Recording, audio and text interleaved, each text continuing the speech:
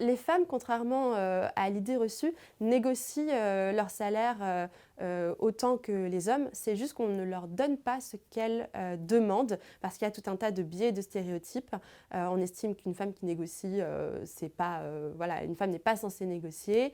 On estime qu'une femme qui fait un travail, c'est forcément à moins de valeur qu'un homme qui d'ailleurs peut faire le même travail ou un travail de valeur égale.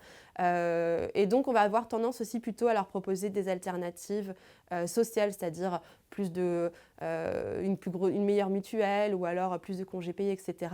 Ce qui peut être une bonne chose sur le papier, mais en fait, ces éléments-là ne sont pas compris pour nos droits sociaux et notamment pour notre retraite. Donc le plus important, ça reste le salaire fixe, net. Et donc il faut absolument négocier dans tous les cas, tous les ans quand on est dans son emploi, quand on a un entretien annuel, il faut absolument négocier une augmentation. Chaque fois qu'on nous propose un nouvel emploi, il faut négocier le salaire d'entrée. C'est absolument fondamental, notamment parce que aussi les femmes, surtout celles qui vont avoir des enfants, celles qui ont des enfants, perdent beaucoup plus de salaire au moment de la maternité. Et donc il faut aussi anticiper cet effet de creux-là qui va arriver. Donc plus tôt on négocie son salaire et mieux c'est, mais pour autant il n'est jamais trop tard pour le faire. Ça s'apprend, c'est pas inné négocier son salaire, c'est une compétence comme n'importe laquelle autre.